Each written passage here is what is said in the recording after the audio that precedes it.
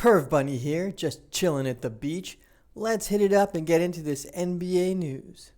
So the Los Angeles Clippers have traded Patrick Beverley and Rajon Rondo, 2 point guards, for Eric Bledsoe from the Memphis Grizzlies.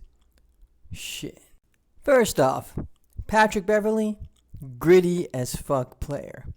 The kind of guy who worked for everything he got and didn't have the height, the weight, or even the skills to be in the NBA. And somehow he found his motherfucking way. And you know how he found that way? 2 words. Dirty playing. Damn right. Patrick Beverley's a motherfucking dirty player. And he knows it. And it's what he embraces.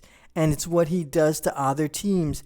He brings the dirt. It's like he's got a shovel. And he's just shoveling his shitty ass, unsportsmanlike play onto opposing point guards. Ask Chris Paul.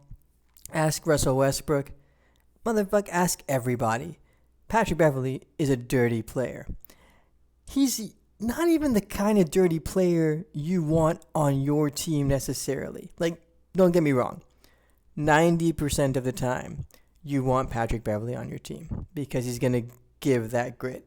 But 10% of the time, he just does something so unsportsmanlike. Even though he's on your team, you might be like, fuck. Yeah, that's no. Case in point, just watch what happened in the finals. Pushing guys in the back after plays, that's not even a dirty play. That's just being a dirty player. And that's what Patrick Beverley is. But he's definitely grit and grind. Heading over to Memphis seems like a perfect fit. He's old.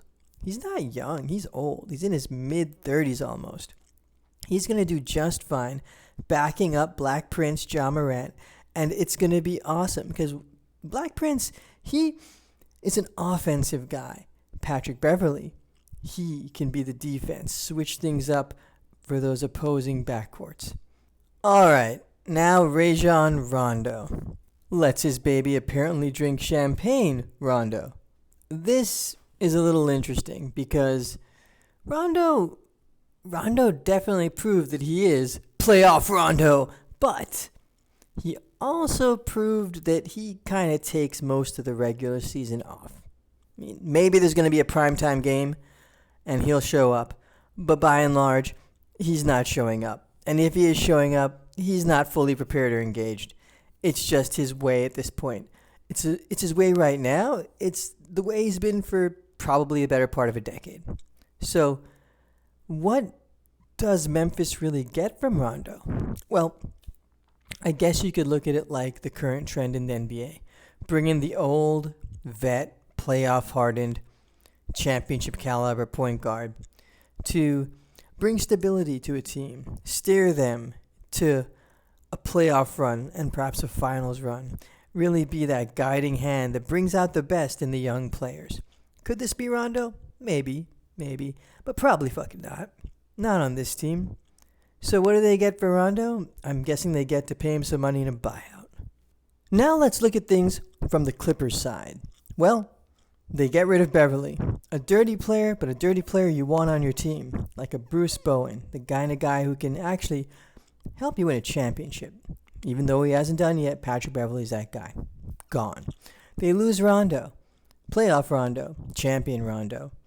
But they gain native son Eric Bledsoe. Bringing in the point guard they drafted right before they traded for Chris Paul. Remember those days? Bledsoe and Griffin? Young team.